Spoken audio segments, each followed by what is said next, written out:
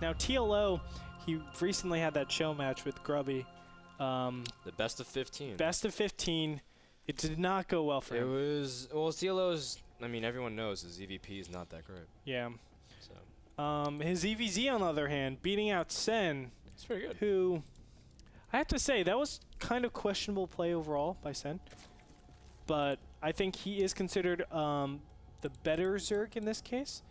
Maybe TLO is upsetting a lot of Sen fans and just reassuring us that, hey, it's not a race thing. You know, TLO does have the... Oh, I didn't mean Asians. I meant him switching from Terran to Zerg. I have to clarify that before I... Yeah, and I mean, Sen's ZVZ is not bad. He even took a game off DRG not too long ago, so he's capable of playing with the best. Ooh. Tenpool incoming. Tenpool. Actually, From Tenpool both incoming.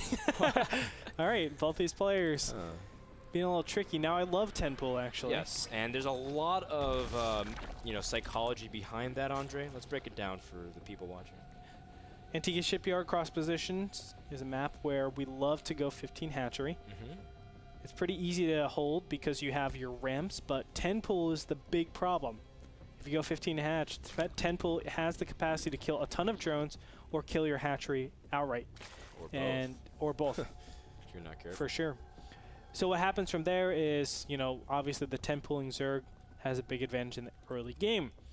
They can normally snowball that into a pretty sizable advantage with getting your queen out faster than your opponent. You have better injects. You can actually expand while your opponent loses his or her expansion. So it's a really good place to be when you're going against 15 hatch.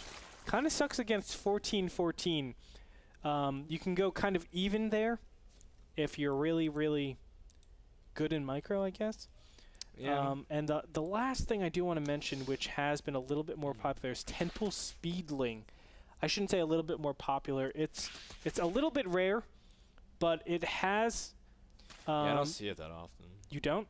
Because I've actually seen it a couple times. I'm saying that often. Actually. I'm saying you're saying okay, it's not uncommon. I'm saying not that often. So. Oh, Sen's drone, scouting drone did get picked off, and they're trying to see if they can trade. Sen gonna come down to see who can micro a little bit more. TLO seems to have taken an extra hit. And you have to be really cautious, as losing Zerglings really easy can snowball. Wow. 3 Zerglings go down. That's pretty gigantic.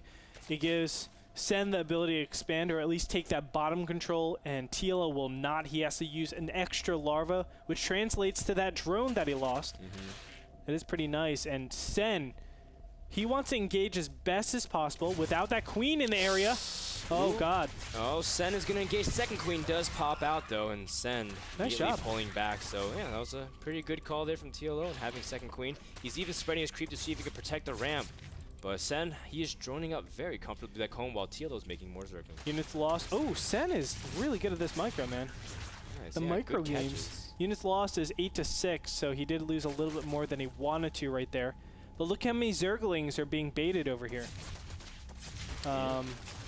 And we do see the Zerglings do get cornered. Sen gets a pretty good scout of everything, sees no gas whatsoever, as Sen now starting speed. He's keeping drones on gas, though. I guess he probably wants to keep it just for reassurance bailiness. Meantime, Spinecrawler gets put down by Sen. He should just be massing up. And I would assume Zerglings, there's a couple of different variations that you can go from here. What he's basically trying to do is gain a little bit of map control, just enough to actually take his hatchery down here. But he has to do it carefully, because his opponent does have an alarming amount of Zerglings, and it looks like Sen doesn't want to commit too hard to making his own Zerglings, although I think he should have, because he has the metabolic boost advantage. He saw his opponent doesn't have an extractor for a long time, so he can actually take a lot of room and a lot of, I guess, intelligence gain on his opponent. He knows exactly when his opponent expands, when his opponent is, what his opponent is capable of. There's just so much that goes into having metabolic boost before your opponent. And does Sen know about this expansion? He doesn't. The only thing he's really been able to see is the Zergling movements he's been tracking. Sen does have his Bane Nest on the way, like he thought he would, and his Spinecrawler is doing a pretty good job. I like that position a lot, actually, to be able to reach the ramp and also help kind of defend the middle line. TLO's expanding, but does he have really anything to deal with if Sen chooses to go counter-aggressive. Sen is looking to do all in right now. He put down his Baneling Nest, so there's no doubt in my mind. Oh, wow, TLO still does not have his gases. He's relying all on his Spine Crawlers. He needs to make a ton of Spine Crawlers. I would even say make a couple extra Queens if he wants to defend this way. But it's kind of risky. Oh, gosh. It's kind of risky because this style, you have to know your opponent is all-inning. And I don't know if TLO knows that or not. Actually, there is a macro hatchery. I shouldn't say a macro hatchery, but a regular hatchery coming out behind here. So this is like feint aggression. He's forcing a lot of spines here, and Sen, he can actually just retreat back home if he really wanted to. But he's gonna go. I think he's gonna go for it anyways. Wow. Yep. The amount of spines TLO is making is 6 right now, and Sen really can't break that. I don't think he can back up just yet. If we look at the income tab, 20 to 30, so TLO is pretty massively ahead in that respect. So unfortunate for him. He has so many Spine Crawlers up here. Wow. Yeah, and I mean TLO, he is behind in gas, but now he has 3 Geyser, or he's getting his 3rd Geyser, and he's harvesting gas very quickly compared to Sen. So now is he choosing to follow this up? He's been droning actually very hard, and he's not that far behind right now, but he's starting to fall behind the gas count. Unfortunate. Evolution Chamber and the Baneling Nest is coming up here. You can see the income tab. The harvesters are actually kind of thinning out. Actually, well, there's the big drone pump from Liquid TLO, so he will take the slight advantage in that respect. It's going to snowball back and forth. Nice Baneling hit. Yeah, and he's just whittling down the number very slowly by 1. But, you know, who said, I think it was Killer, who said it from Digging the Toss, he was saying drones in ZVZ count 3 times more than they would in other matchups. So, you know, every drone advantage could be count 3 times more. So if he's up by 7 right now, that's actually 27 drones based off the comparative advantage. I agree. You know, it's interesting because there's a third resource that comes into play when you're playing ZVZ, and which is Larva. Now, this is in every matchup, but it's a lot more apparent in ZVZ. It's because you're normally at a point where there's so much action and it is low economy for so long that every larva counts. A larva can be seen as a potential unit when you're attacking or a potential drone when you're macroing up. So it's so important to make sure you have good larva management. Your larva should always be spent as best as possible, and you should always try not to lose units.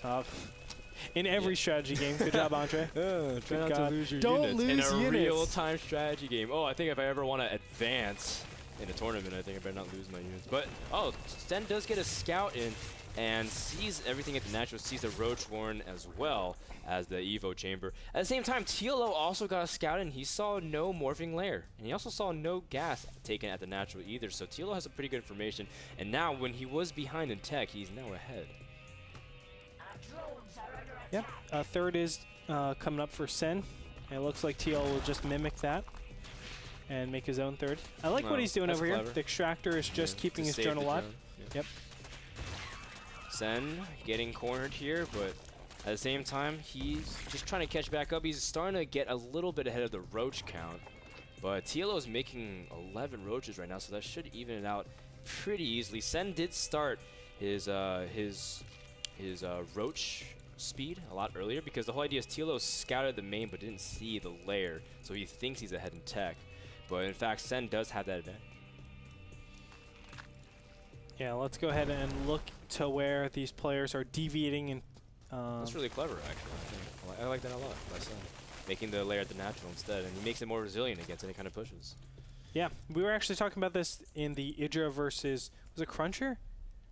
I think it was an Idra versus Cruncher. He made his layer and hive at the natural expansion. Yeah, you are no, the third. That's right. And the basic premise of it is, if I lose this base, I'm already dead. So why don't I give this base the most opportunity to always stay alive? Oh, so man. It's really, really clever. This I like is it as so well. clever by Sen because he's only been showing Zerglings as well. So TLO feels way more confident than he should be. Especially because Sen's been making roaches way earlier than he has, and now the roaches have been revealing banelings, and TLO overstepped his bounds, and Sen all of a sudden has a pretty big roach advantage, 25 to 11. He already has Glio Reconstitution, so he will be able to catch up to this his opponent, but Glio Reconstitution is just kicking in. That is the roach speed for TLO. He will be able to retreat in time to his spine crawlers. Of course, the spine crawlers are really, really nice in that they just give that foundation now. This is so smart. I can't even begin to praise how smart the way Sen's been playing this game in terms of information. He's revealing TLO. He made TLO feel very confident of Roach link push. He said, oh, I should have the first Roaches out. I was going to align my timing based off speed. But Sen's been really basting off of 3 base this entire time. And now he has a huge Roach advantage. And Roaches, we're talking about snowball units, Colossus to PvP. Oh. Roaches is that, but a big fungal there. And will Sen, I still feel like Sen has enough here if he can get his Roaches in a good position. Yeah, the infestors need to waddle on over here. Now the fungal growth goes down. The big problem is the Roaches are already in position where TLO has to react to this. That's why we see so many Roaches trading right here.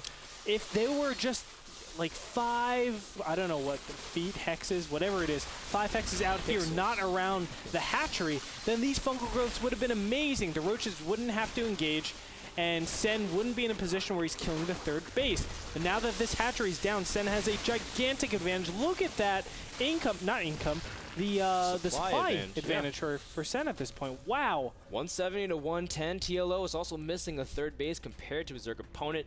Of course, Sen just mining out of that and also getting some larva, constantly staying on top of his injects. He's been really good.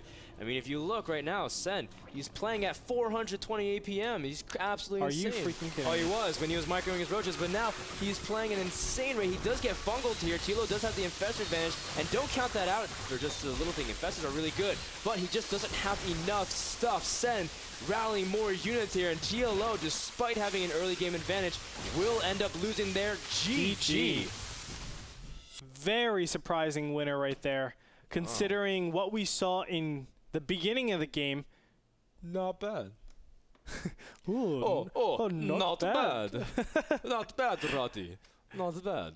Oh, that was really good. It is good. So good, huh? Of course. It was really good, man. And I think Sen was able to really play. I mean, you saw how he really was behind economically. He's 30 to 20 drones. And you saw how much gas and time he invested into those banelings. He could have spent it elsewhere. And Sen playing very well, showing great poise in ZVZ. It's interesting, too, because he had his +2 attack just about to finish, and he attacked before that. And he's like, I don't care. He's like, yeah, He'll finish sometime during this battle. Sen ties up the series. Will he be able to take game number 3 and complete the comeback, or will TLO finish the upset? The game was brought to you by Kingston HyperX, the people supplying us lots of great gear and technology. Check them out at kingstonhyperx.com. We'll be back with game number 3, deciding game. We've had some great series today. I'm really happy. Who will win between the Sen and TLO? Find out after the jump.